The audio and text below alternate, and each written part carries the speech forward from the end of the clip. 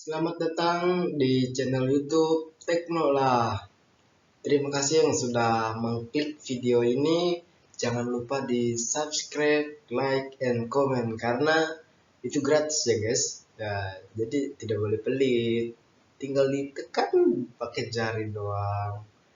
Eh, Siapa tahu video ini berguna ya bagi kalian, terutama ya bagi maba atau anak-anak yang masih sekolah gitu, yang mau masuk ke dunia teknologi informasi, bisa berguna nih buat kalian. Ya, mudahan. Aminkan saja lah. Ya, sebelum itu perkenalkan, nama saya Efraim Urel Palodang.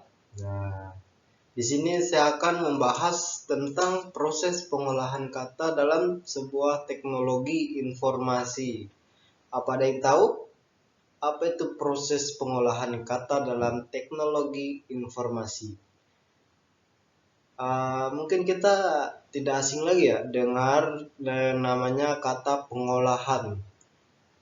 Pengolahan itu seringkali kita jumpai itu, seperti pengolahan makanan, pengolahan sampah non organik, organik, dan masih banyak lagi ya guys.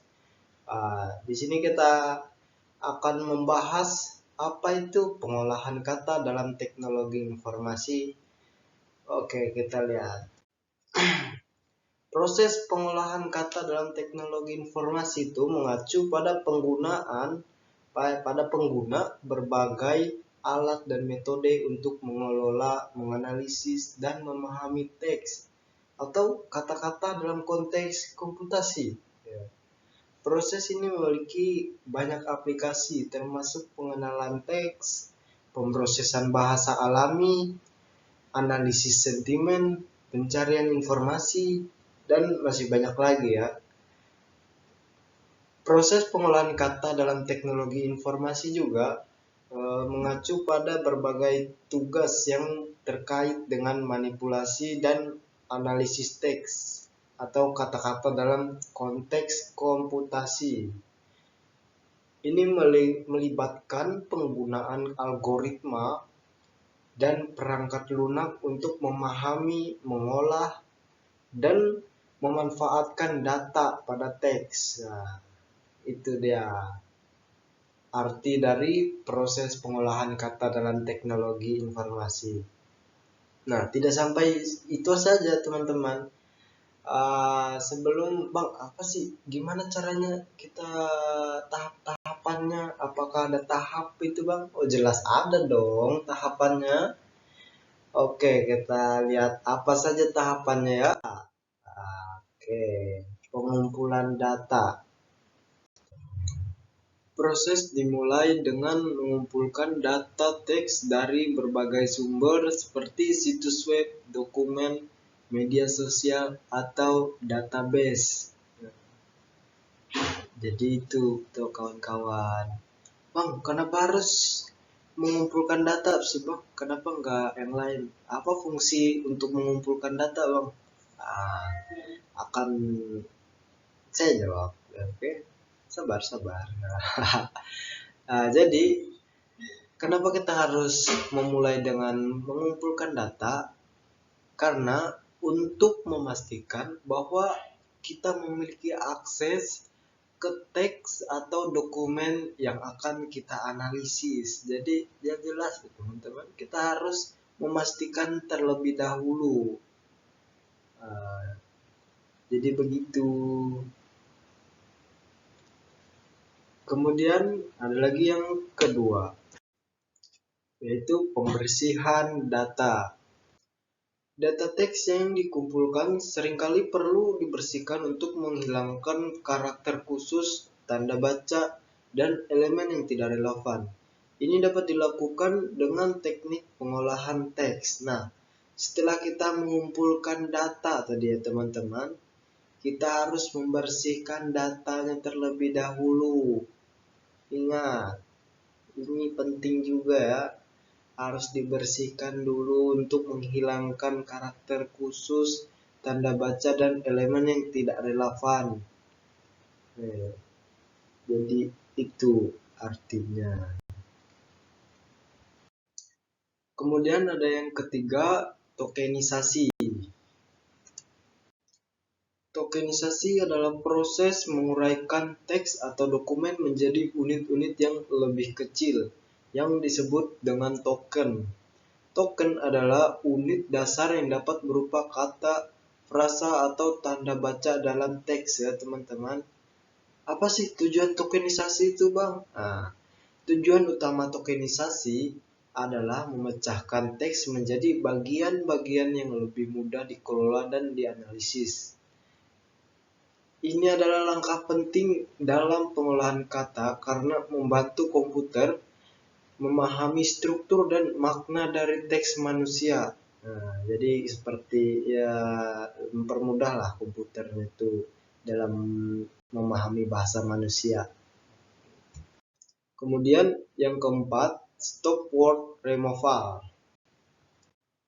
Stop word removal adalah kata-kata umum seperti dan atau yang seringkali tidak memberikan informasi berharga dalam analisis teks. Penghapusan stop words dapat membantu memfokuskan pada kata-kata kunci. Nah, beberapa ada tujuannya ya guys. Nih, tujuannya yang pertama membantu meningkatkan efisiensi. Yang kedua, untuk membantu dalam memahami makna dan konten teks tersebut. Dan yang ketiga, untuk menghemat penyimpanan kita sendiri. Jadi itu manfaat beberapa tujuannya ya. Yang kelima ada stemming atau limitation ya teman-teman. Stemming atau limitation adalah dua teknik yang penting dalam pengolahan kata dalam teknologi informasi yang digunakan untuk mengurangi kata-kata ke bentuk dasar, sehingga kata-kata dengan akar yang sama diidentifikasi dengan benar.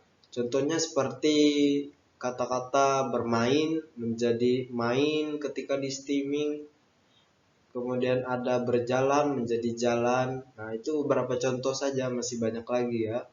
Kemudian kita lanjut lagi. Yang keenam ada ekstraksi fitur. Untuk analisis lebih lanjut, fitur-fitur teks perlu diekstrak. Ini bisa termasuk menghitung frekuensi kata-kata, membuat vektor, representasi kata, atau word embeddings, atau mengidentifikasi entitas seperti nama orang, tempat, bahkan tanggal ya. Jadi yang dimaksud dengan ekstraksi fitur itu adalah proses mengubah teks atau dokumen menjadi representasi angka yang dapat digunakan oleh algoritma mesin untuk analisis lebih lanjut. Jadi itu artinya ya teman-teman yang dimaksud dengan ekstraksi fitur itu tadi. Kemudian yang ketujuh, pemrosesan bahasa alami. Pemrosesan bahasa alami atau NLP pada tingkat lanjut pemrosesan bahasa alami digunakan untuk memahami struktur teks dan konteksnya. Ini termasuk pengenalan entitas, analisis sintaksis, dan pemahaman pada teks. Yang berikutnya nomor ke-8, analisis sentimen. Analisis sentimen adalah proses untuk mencoba memahami sentimen di balik teks. Apakah teks itu berupa teks yang positif, negatif, atau netral. Ini biasanya sering digunakan dalam analisis ulasan produk atau layanan. Yang kesembilan, pencarian informasi. Pencarian informasi adalah pengolahan kata digunakan untuk mencocokkan query pengguna dengan dokumen yang relevan.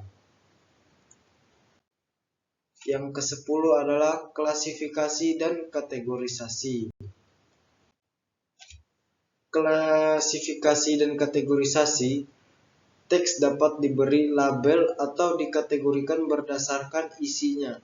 Ini digunakan dalam banyak aplikasi termasuk klasifikasi email, spam atau pengelompokan berita berdasarkan topik teks tersebut.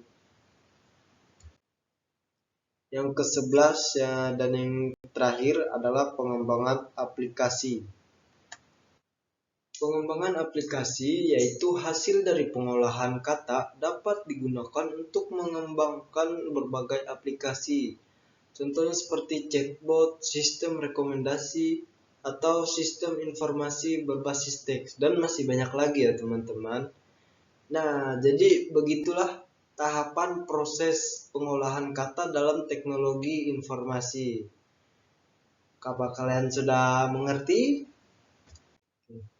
Baik, mungkin sampai di sini dulu ya teman-teman pembahasan kita tentang proses pengolahan kata dalam teknologi informasi. Terima kasih buat teman-teman yang sudah menonton video ini dari awal sampai akhir. Dan teman-teman yang belum subscribe, di subscribe dulu ya, karena subscribe itu gratis teman-teman. Jangan lupa di like juga. Oke, mohon maaf jika di dalam video ini banyak sekali kekurangan. Saya pamit undur diri. Selamat beraktivitas teman-teman.